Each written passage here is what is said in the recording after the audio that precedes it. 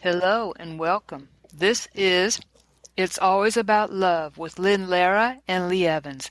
What is It's Always About Love? You may be asking yourself. This is our new podcast just for you. Lynn and I are here to offer you answers to all your questions about life. You could call it Life 101. Whatever your question may be, or problem on any relationship topic, Lynn is here to answer them for you. Lynn has been a psychotherapist for many years in private practice, and today she's bringing all of that experience and wisdom to help you. We care. We're not here to judge. We are here to offer our compassion and understanding. It's Lynn's desire to help you, and what you hear today with her answers to your problems and questions, they will be usable in your life now. Please email us at all your questions at itsalwaysaboutLove1@gmail.com. That's alwaysaboutLove1@gmail.com. You can listen to us at 5 o'clock Pacific Time, 6 Mountain, 7 Central, and 8 p.m. Eastern. Now, let's get started. Are you there, Lynn? Yes, I am. Hi, Lee. Hi, Lynn. Well, okay, let's get started, because I wanted to see if I couldn't talk to two different fellows today. We received at least 2 letters last night, and I wanted to try to get to both of them. So, the first is a fellow named Carl. Okay, and Carl says, I've been together with my current girlfriend for about a year now. The beginning of our relationship was very rocky. We met online. I found out that she lied to me about having another dating account. Carl, that's bad. You're not bad, honey. I found out later that she sent pictures to some guy and talked dirty to him. She said she was sorry and immediately then went right back to another guy and started sending dirty pictures to him and talking dirty with him. But yet I stayed with her for some reason. I don't know why. We are still living together and we fight a lot. I do a lot for her, and somehow, even after doing a lot of nice things for her, nothing changes. Whenever I act distant, she wants me. Well, yeah. Oh, yes. But whenever I act nice and try to get close, she tells me to stop or gives me a disgusted look. I'm getting tired of all this. I hope you can help me. Best wishes, Carl. Okay, this is my response to you, sweetheart. I hope you're getting tired of it. I hope you're so tired that you won't let this happen to you for one more minute. Please, Carl. And there's so much more for you to learn. You have no idea what a lesson your ex-girlfriend, I know I just called her your ex-girlfriend, will be for you. I called her your ex-girlfriend because that is what she should be. Yesterday. Run. Run the other way, Carl. Today is not quick enough, but there's a reason you picked a girl who's doing this, and she's not doing it to you. She's doing it to herself. For starters, honey, she doesn't care about you. No matter what she says when she's afraid of losing you, because you've turned and gone the other way, she doesn't really love you. She can't. Not because you're not lovable. You have lots about you to love. I'm sure you do. What she's doing isn't about you. It's about her. Just like what you're doing with her isn't about her. It's about you. And the two of you have come together so that you can learn a whole bunch about yourselves. But I'd truly like it if you would find somewhere else to live. Carl, you need to go someplace else and live somewhere else. If you really don't have anywhere else to live, well, you can stay. That's up to you. But it's going to make things a whole lot harder on you if you have to stay. And I might be playing into your being the fellow who is the good person.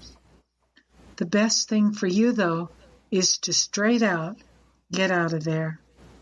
If the relationship is to be saved, you can always come back together, but I want to help you get so together. You, not the two of you. I want to help you. If she wants my help, she can get hold of me. But this is about you. Not allowing any girl from here on out to do this to you ever again. And here's what I want you to do for starters. I'm not going to let you go. I'll help you as many times as you want me to help you. But this is what I want you to do in the beginning. I want you to start going to a 12-step program, a 12-step meeting called Codependence Anonymous. Can you do that, Carl? Yes, say yes, you can. If you can, I want you to find another place to live, and then I want you to start going to 3 meetings every week. I don't care, Carl, if you go to 7 meetings a week, 15 meetings a week. I don't care. I just want you to start going to Codependence Anonymous meetings. Whether you keep living with your girlfriend or not, I didn't call her your ex this time. I want you to go to CODA meetings. And if you can't find any, Carl, you can go online, look Codependence Anonymous up. They'll ask you for what town you live in, and then they'll give you the location of the closest CODA meeting. But if there aren't any that are close to you, then you can go to online meetings. It's not a bad thing to do. You will change, you will grow, and then in 2 weeks, at the end of 2 weeks, I want you to write to me and to Lee. Let us know how you're doing, and we'll work with you again. Okay? I care about you, Carl. You don't deserve this, honey. And didn't you say you were 30, I think? Or is that no, that's the next letter. I don't know how old you are. I just know you don't deserve this. You don't. So go to meetings right now. Your whole life is going to change. I'm done for right now with Carl. And this is from Dawn. Dawn says, I'm a male, 30 years old.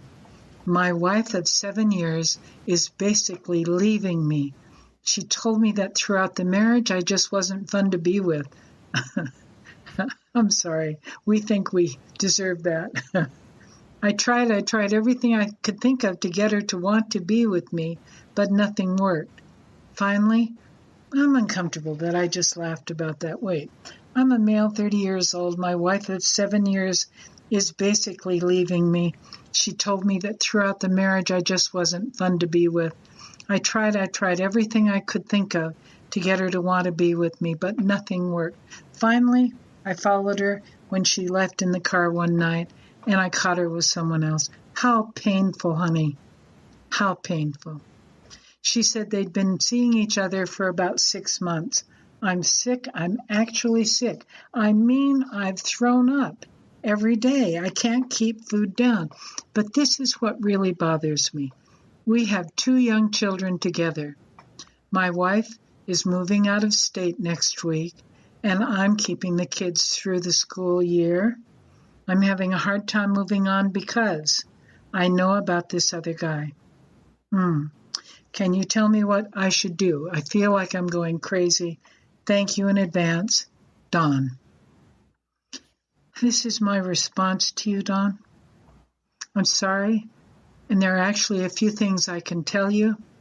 I'm going to tell you about new relationships. This is for everybody to hear. Tell you about new relationships that are all about a fantasy.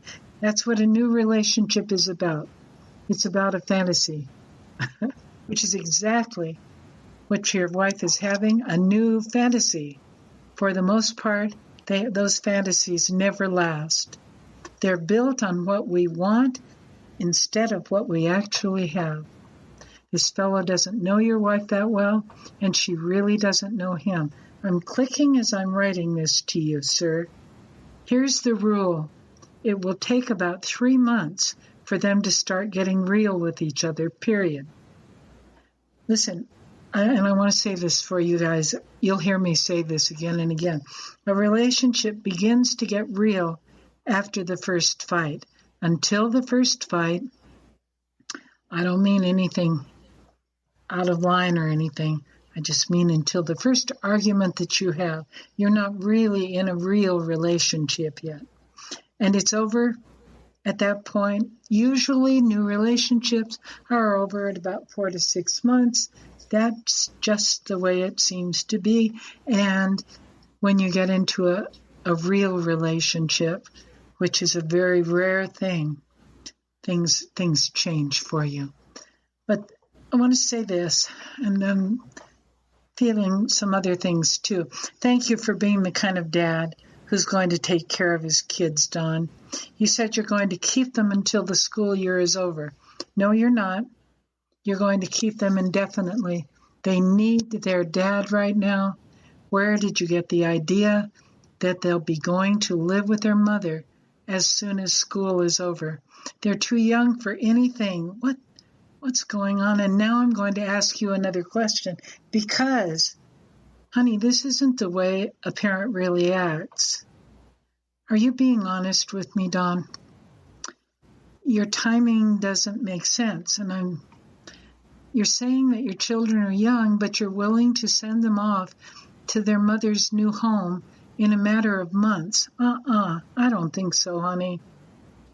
If your letter is honest, Don, if this is really happening to you and to your children, then I want you to talk to your parents or to your wife's parents, the grandparents. Your children need stability right now, and grandparents can do that for you. For your children, they need it. But if you've made this letter up, and I've got a hunch that that's what's going on, sweetheart, if there's no wife who's having an affair, then I'm not going to fault you. I promise I'm not. I'm not interested in doing that because you have written to me for a reason. And there are a couple of things, though, that I want to know. Don, are you lonely? Being lonely is hard. And I don't know what your name really is, or if you're a man, you may be a woman. I don't care. I don't care. I just know that a parent doesn't exactly say a few of the things that you've said. And the first red flag is that you're willing to let your kids go away with their mother, and a man you don't know about? I don't think so. We wouldn't do that, baby. And frankly, I don't care if this is not a real letter. I'm not one bit concerned that you have written to me and might have made up this story. Not one bit. What is important is that you wrote to me and that you're asking for something that you're not telling me. We're just human beings. Listen to me. Mother Teresa, I love that woman, loved her while she was alive. She said, I have helped people who are suffering terribly, who lay in their beds and it's so painful. But the person who really hurts is the person who is lonely. That's what she said, Don.